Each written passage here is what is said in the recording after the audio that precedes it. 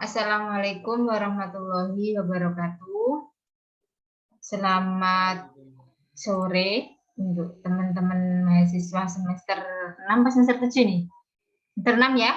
Semester 6 Ekonomi Islam, Prodi Perbankan Syariah. Untuk kali ini kita akan kuliah mengenai analisis perilaku konsumen. Karena kemarin kita terkendala, sebenarnya pengen bertemu secara luring karena memang kondisi kita tidak memungkinkan, makanya saya inisiatif untuk kuliah secara daring dan insya Allah tidak akan mengurangi nilai-nilai dari perkuliahan kita. Oke, sebelumnya jangan lupa nanti tugas yang kemarin Bu Ulfa kasih silahkan dikumpulkan lewat WA, bisa nanti saya, itu kan kemarin sebagai tugas UTS ya, jadi kalau nggak mengumpulkan berarti nilai UTS-nya kosong. Nah, nanti tugas berikutnya tadi yang Bu Ulfa jelaskan, membuat video satu sub materi yang mengenai analisis perilaku konsumen. Jadi bisa saya lihat kalian paham apa tidak. Oke, saya share dulu materi saya.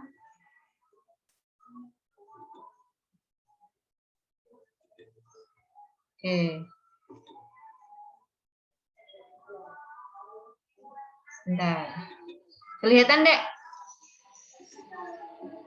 Kelihatan ya? Kelihatan. Oke.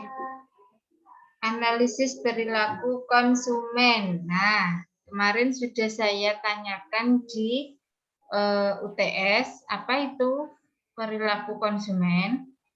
Perilaku konsumen itu bisa disebut juga consumer behavior, kegiatan-kegiatan individu yang secara langsung terlibat dalam mendapatkan dan mempergunakan barang-barang dan jasa, termasuk pengambilan keputusan pada kegiatan jual beli.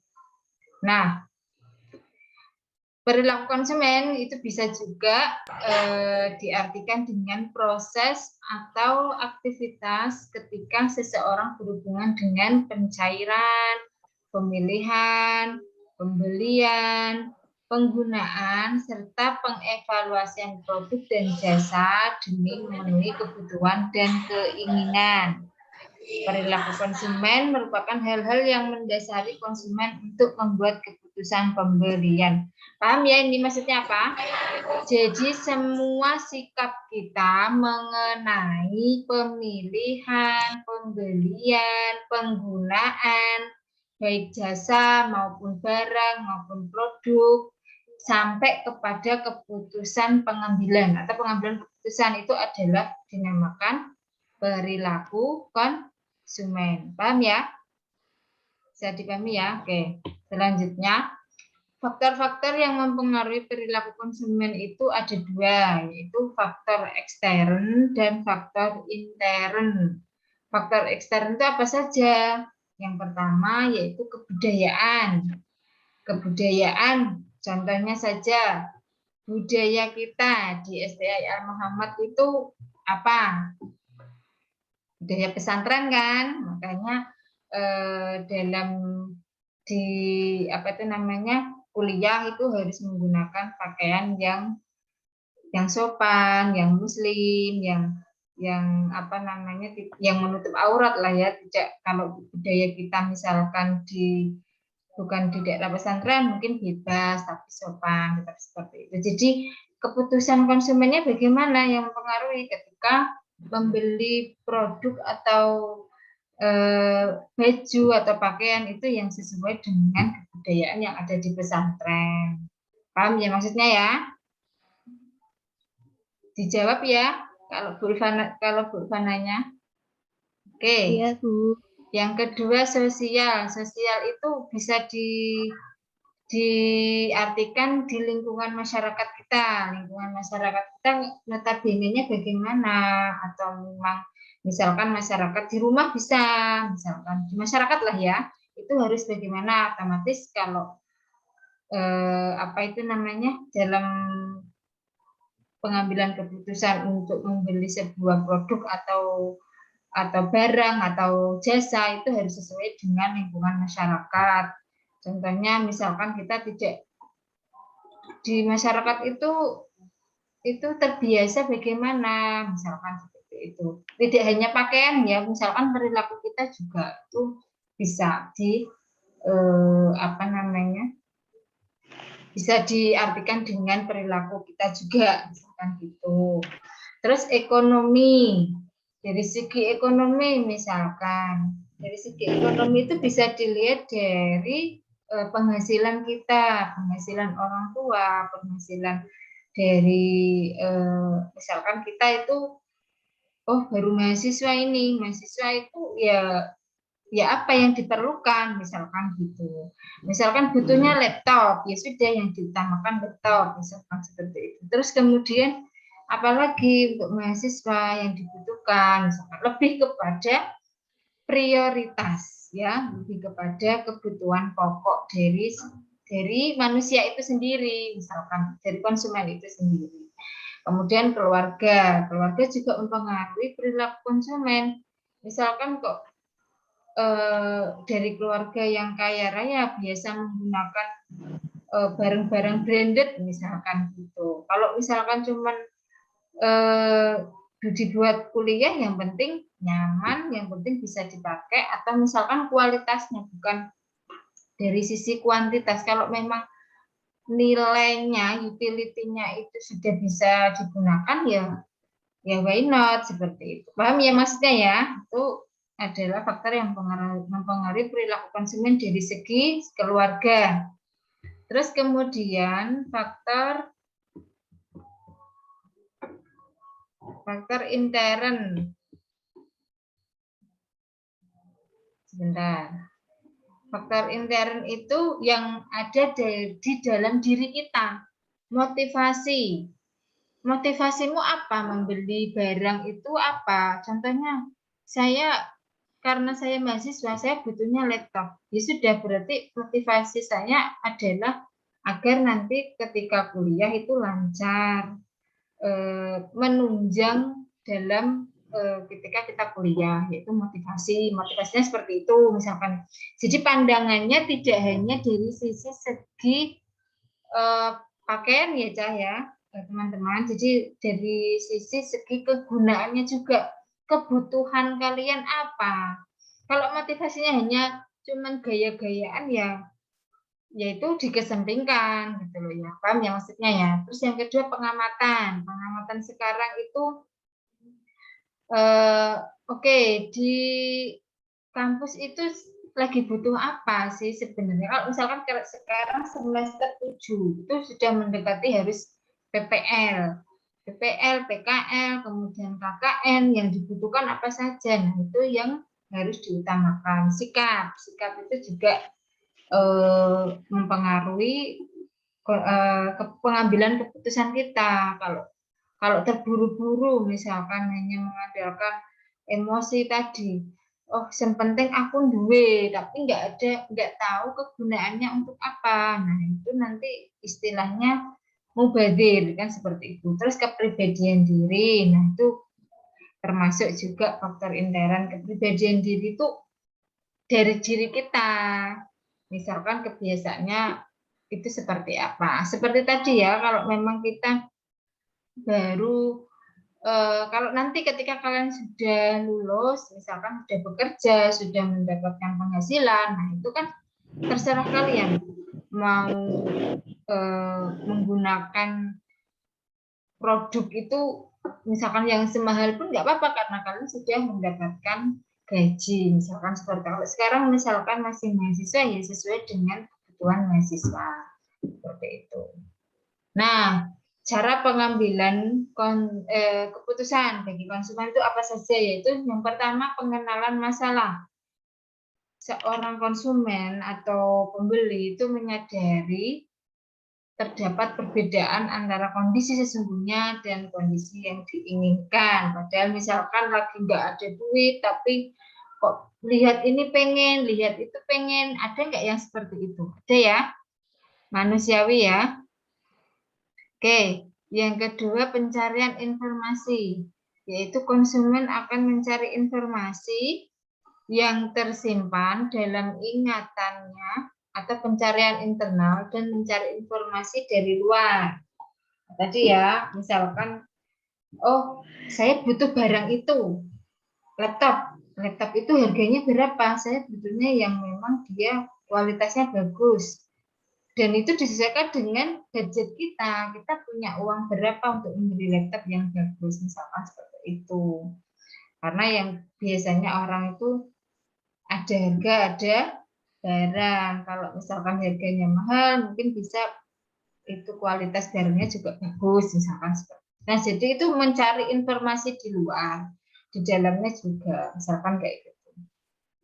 Terus kemudian yang ketiga itu evaluasi alternatif, yaitu proses mengevaluasi pilihan produk dan merek yang dipilihnya sesuai dengan keinginan konsumen. Jadi kalau sudah membeli nih, misalkan membeli laptop, oh ternyata laptop yang mahal ini kok ya sama yang laptop yang biasa, mungkin lebih kepada RAM-nya lebih besar atau apa, tapi untuk mahasiswa sepertinya dengan harga yang lebih murah masih bisa digunakan, misalkan seperti itu. Jadi mengevaluasi sendiri nantinya ketika kita membeli lagi produk itu, kita sudah punya bayangan bahwa yang digunakan itu lebih kepada kebutuhan kita, seperti itu, bukan keinginan kita. Paham ya?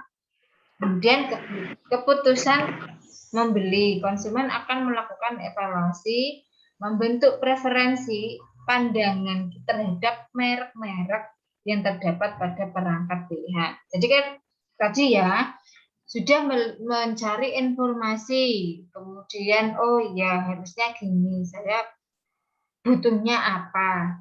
Nah, itu yang dipilih. Misalkan, oh ya, yang penting kalau laptop untuk mahasiswa itu bisa digunakan untuk ngetik, untuk presentasi, misalkan tidak perlu yang harus membutuhkan aplikasi yang berat, misalkan seperti itu. Jadi saya punya budget segini bisa digunakan untuk membeli laptop, misalkan seperti itu. Ya.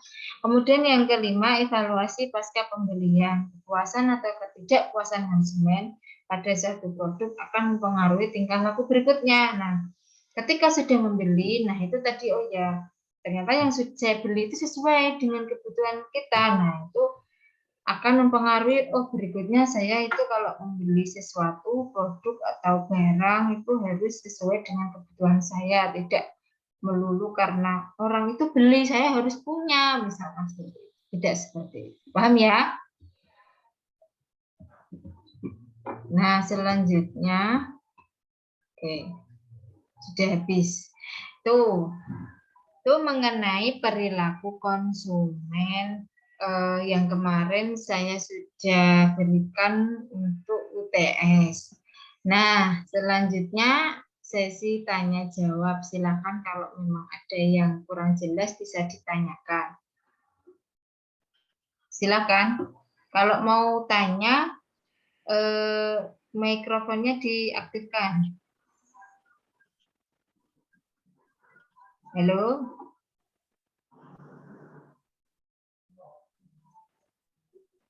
Ada yang ditanyakan nggak? Apa sudah paham?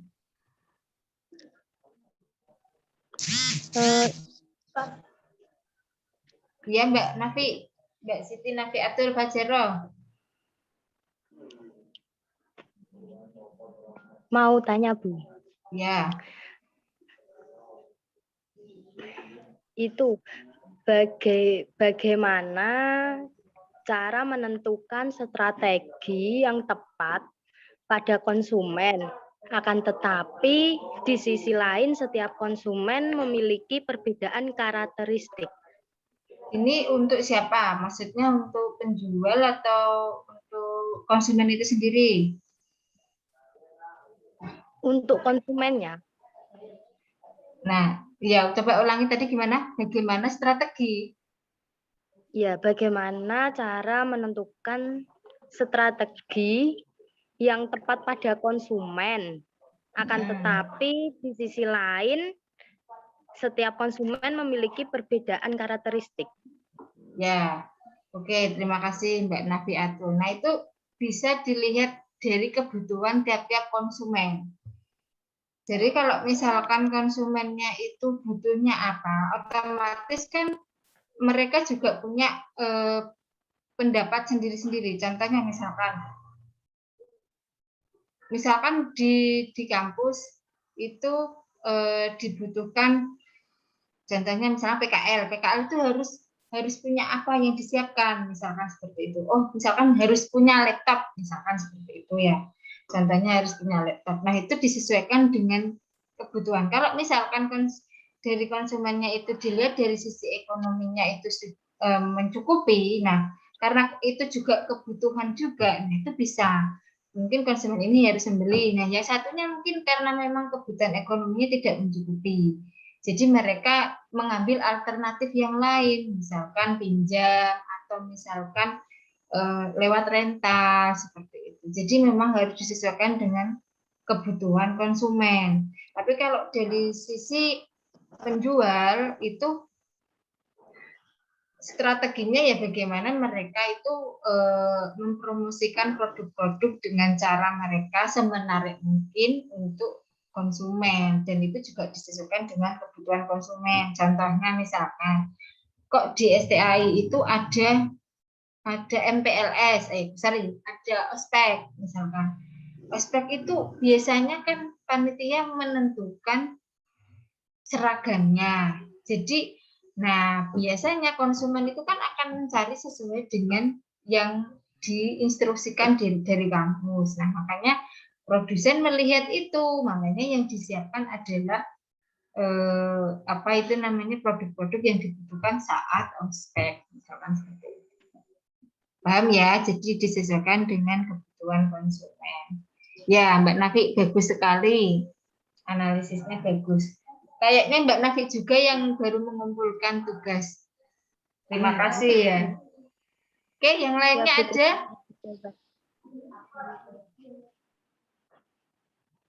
Jelas ya? Ada yang lain?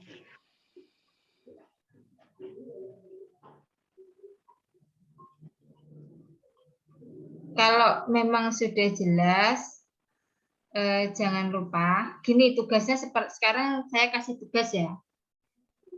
Yang saya jelaskan tugasnya itu kayak gimana. Tadi kan ada faktor-faktor yang mempengaruhi perilaku konsumen. Itu ada apa saja coba, masih ingat nggak? Faktornya apa aja?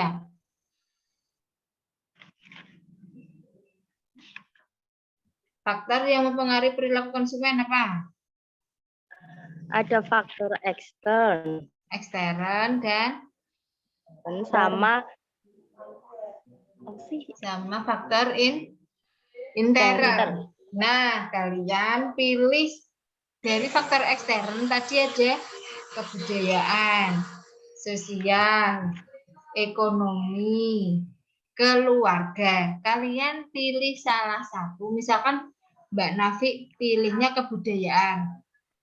Faktor ekstern yang kebudayaan. Kebudayaan itu Mbak Nafi jelaskan sejelas-jelasnya kenapa faktor kebudayaan itu bisa mempengaruhi perilaku konsumen, misalkan seperti itu. Terus misalkan Mbak Juliati pilih sosial. Tadi sesuai dengan yang dijelaskan Bu Ulfa ya. Jadi tidak jauh-jauh dari yang dijelaskan sama Bu Ulfa. Misalkan sosial. Sosial tadi bagaimana? Dijelaskan kenapa faktor sosial itu mempengaruhi perilaku konsumen dan seterusnya. Atau misalkan mau pilih yang intern. Intern tadi ada 4, yaitu motivasi, pengamatan, sikap, kepribadian diri. Untuk motivasi, misalkan dijelaskan kenapa motivasi itu bisa mempengaruhi perilaku konsumen. Paham ya? Silahkan. Gimana? Ini postingnya di YouTube pribadi masing-masing atau gimana, Bu? Iya, di YouTube pribadi masing-masing. Nanti Bu Ulfa lihat. Jadi kalian syaratnya. Subscribe berarti. Gimana?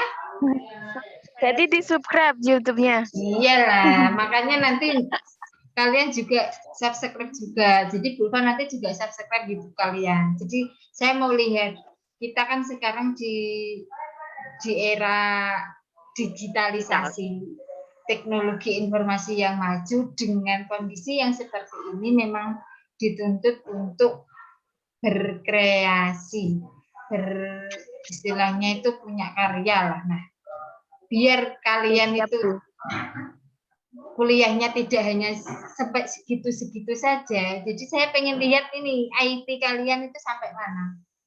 Ya, nanti bikin video seakan-akan kalian presentasi. Misalkan ya presentasi lah ya sendiri, enggak apa-apa, enggak usah sama temen. Kalau sama temennya malah enggak apa-apa. Nanti misal 2 orang gitu ada yang jadi audiens. Nah, nanti direkam kemudian di-upload di YouTube, dikasihkan ke saya linknya, saya lihat. Itu nanti nah saya bisa melihat oh iya. Jadi gitu ya. Pilihannya ada ekstern dan intern.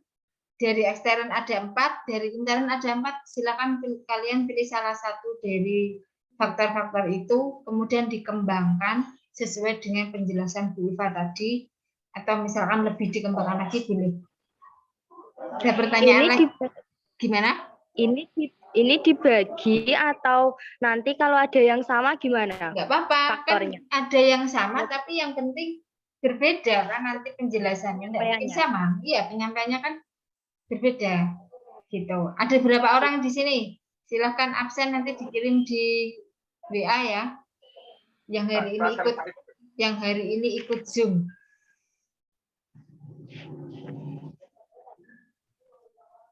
Paham?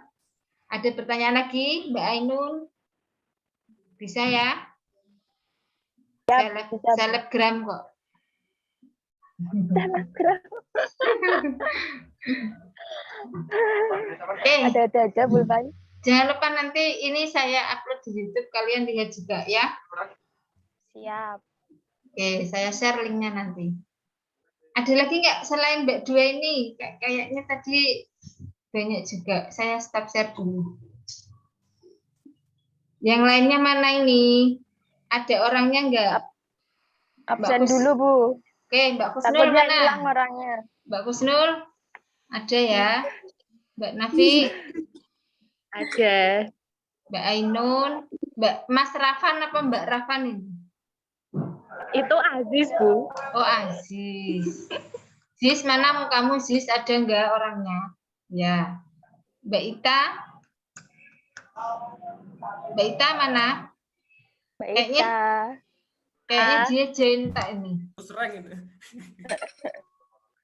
Ngantor, Mbak Ita. Sanik ini siapa? Oh, tadi ya yang tahu saya. Juliati? Ada orangnya enggak ini? Ada. Mana lihat mukanya? Saya belum hafal sana. Bulfa kangen ya? Ya, lama nggak ketemu, kangen jadinya. Coba Mbak Juliati, semuanya sehat ya? Alhamdulillah sehat. Oh ya, itu Mbak Juliati. Mbak Ovi, Mbak Novia, mana? Ada orangnya enggak? Ada, Bu, ada. Mana lihat?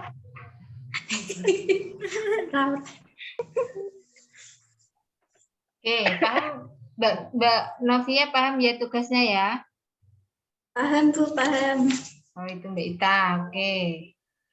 Jadi dari berapa orang nih? 1, 2, 3, 4, 5, 6, 7, 8 orang. Tadi ada Mbak Dewi. Mbak Dewi mana Mbak Dewi?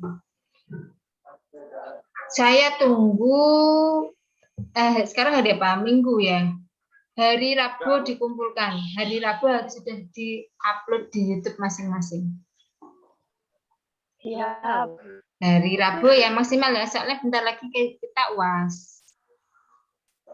Ya, yang nggak ngumpulkan berarti ya nanti nilainya nggak sesuai dengan yang ngumpulkan. Oke, ada pertanyaan lagi nggak sebelum saya akhiri? Paham ya? Mas Aziz paham ya? Oke. Tepuk tangan buat kita semua. Terima kasih atas perhatiannya. Mudah-mudahan bermanfaat. Jangan lupa selalu menjaga protokol kesehatan biar kita selalu sehat. Mudah-mudahan juga kita bisa bertatap muka langsung. Terima kasih. Saya akhiri ya. Assalamualaikum warahmatullahi wabarakatuh. Waalaikumsalam warahmatullahi wabarakatuh. Saya foto dulu. Bentar. Senyumnya mana? Sebentar. Malu ya, Bu? Susah ini. Sebentar. Belum ya, Bu? Sebentar. Ya, 1, 2, 3. Terima kasih. Sama, Bu. Sama. Sama-sama. Oke, udah ya. Ya, Bu.